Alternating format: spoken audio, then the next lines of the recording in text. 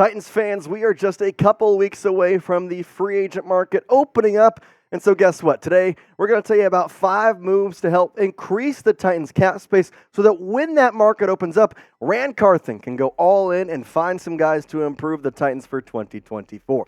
We appreciate you watching. As always, I'm your host, Jace Andrews. And before we get into today's video, I got to talk about this because ultimately this is a big thing when it comes to free agency. And honestly, it's going to help the Titans out in a lot of ways. It's going to help the NFL out in a lot of ways. See, we had a salary cap update from Ian Rappaport, who tweeted out, the NFL announced that the 2024 salary cap will be $255.4 million per club, with an additional $74 million per club payment for player benefits, which include performance-based pay and benefits for retired players.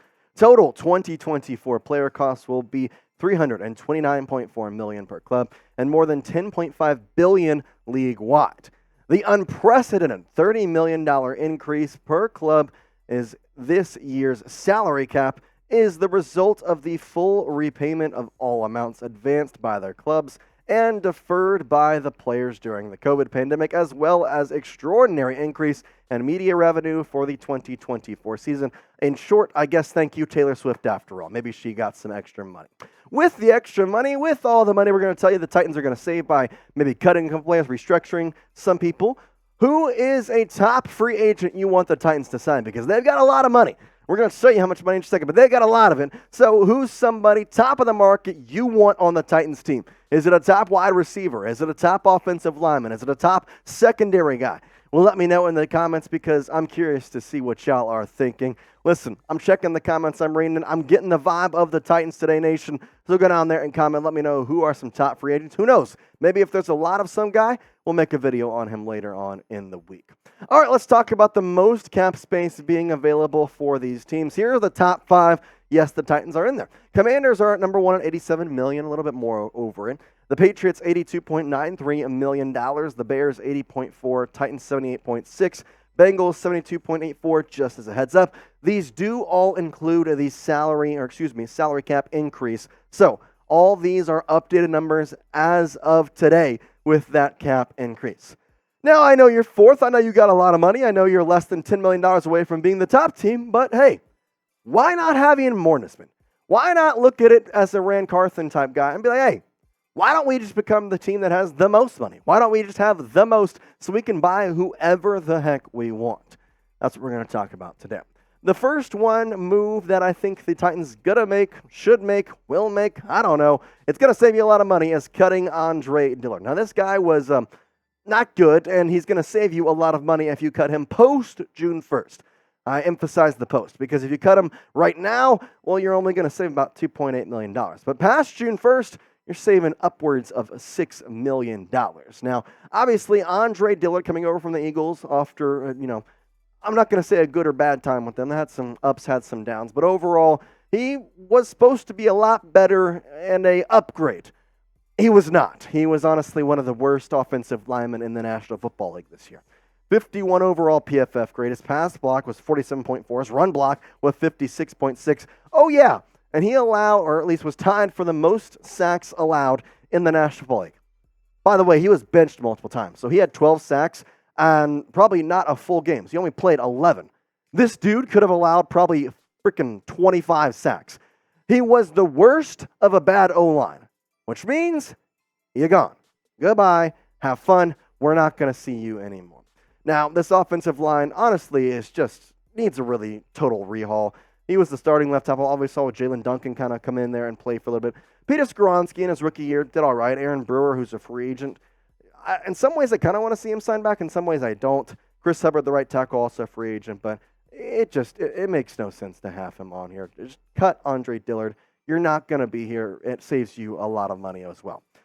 Now, the second move is to restructure Jeffery Simmons. Now, why do I say this? Well, because there's a lot of money that is going to continue to grow in the league. And here's my thing. We just saw from today that the league is continuing to make more and more money. So, this year, your cap space is 285. That's what it got increased to. Well, what if next year it goes to 270? Guess what? You're going to have more money. So, obviously, right now, his 2023 cap hit is $22.8 million. It's about the same throughout the next couple years as he's signed through 2027. But I just mentioned, you're going to have more money potentially in the next couple years. So why not push this money along, put it into 2024, 2025, 2026, 27, whatever, and make it to where, guess what? You are going to have more money this year, and the extra cap space in the next coming years will allow you to have more money in those years as well by just pushing some money from Simmons to the next couple years. Plus, honestly, you could move it around in a bunch of different ways.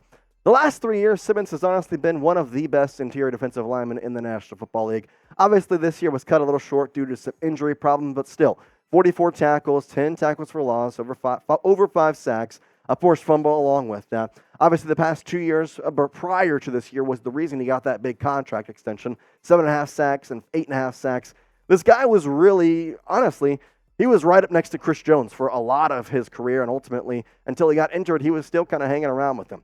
And I think the thing is, both sides would benefit because as of right now, there's not any void years on his contract, which you could add to where you're paying him throughout later on. Now, obviously, he intends to keep playing, so maybe he wouldn't want that, but at the same time, you're getting extra money along the way, spreads it out.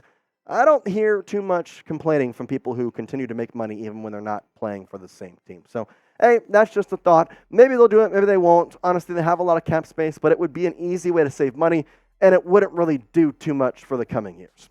I asked the question, though, how many sacks will Jeffery Simmons have in this season? Let me know in the comments section down below because, listen, 8.5 and 7.5, now 5.5.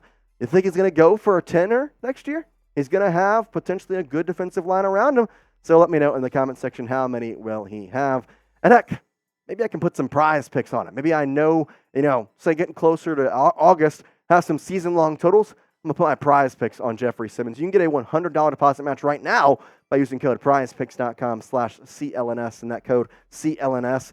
I'm telling you, Prize Picks is super awesome. It's a skill-based, real money daily fantasy sports game. And it's awesome because it's the largest daily fantasy sports platform in North America. Super easy. You pick 2 or more players, 2 to 6. Then you can choose more or less on their Prize Picks projected stats.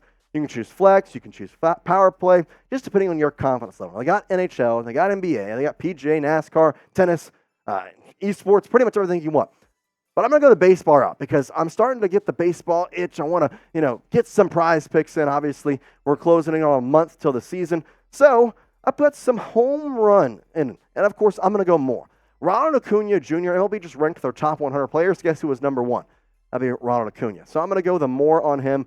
Mookie Betts is now not going to be the guy that's feared in the Dodgers lineup. It's going to be Shohei Ohtani, so I think he's going to get a couple of extra good pitches to hit per game. I'm going the more on his home run total. And then KB, Chris Bryant. Listen, that dude may be the only good player on the entire Rockies team. I'm going more in Coors Field. The atmosphere's thin, and the balls are going to be flying. So I'm going more for KB. Check it out at prizepicks.com/CLNS and using the code CLNS. You're going to get a first deposit match of up to $100. Quick withdrawals, easy gameplay, and an enormous selection of players and stat types. Man, that's what makes Prize Picks the #1 daily fantasy sports app. So once again, you see the code down below. It's going to be in the comments. It's going to be in the description. Just scroll down. Go get it. prizepicks.com/CLNS. Using the code CLNS, you're going to get that $100 deposit match. All right, let's continue on here with our cap-saving moves. Number 3 being cut Luke Gifford. It's one we've talked about, but I think it's one that will be made. Honestly, it could happen tomorrow because whether you cut him pre-June 1st, whether you cut him post-June 1st, you're saving $1.9 million in cap space. And I know that may not seem like a lot, but when you're already at the top of like the food chain in terms of money saving, you get $1.9 million, it adds on to it. Plus, this guy is just not that good, to be quite honest with you. He was hurt throughout 2023. He only played 8 snaps on this defense, which is where he was supposed to be. His primary role was a special teams guy. And I don't know about you, I don't want to play close to $2 million for a special teams guru. No, I'm good. I'm going to cut you, and I'll get somebody in the late rounds of the draft. He'll play your spot in special teams, and we'll call it good. I mean, 80% of the time, you're getting touchbacks on kickoff and punting. Well, listen, Stonehouse has been one of the better punters in the National Football League the past couple of years. He should be back. He should be healthy. I just don't see a point in paying that much for a guy whose specialty is special teams. That's just me, though. We've got a new name at number 4, though. Dillard Redunds. And I was kind of sitting here thinking about this and wondering why, or not why, but how to explain this. Ultimately, this line is just bad. And I know it's a new name put in here, but it's still the bad O-line. And Radunz was not exactly a starter. He wasn't a starter until injuries happened and things kind of fell into each other. I almost think you just need an overhaul. That's just kind of my opinion at this point. I like Skoronski. To some extent, Aaron Brewer would be okay at center. I don't think he had, he had some injury problems, but besides that, I think he was overall one of the best linemen they had. You're going to draft, hopefully, Joe Alt or Olu Fashanu in round 1, pick 7. Hopefully, you can sign an offensive lineman, too, with the money you're going to save. So why not cut him? I mean, you're going to save yourself $1.5 million, which, again, it doesn't seem like much, but when you're talking about offensive linemen, you could go get somebody for $3 million, and you're paying them half of what you thought you were because you cut Radunz. So I sit here and I say that I know that he was okay this year, but he wasn't supposed to be a starter.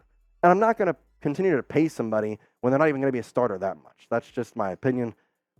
Sue me. I don't know. All right, number 5, Malik Willis.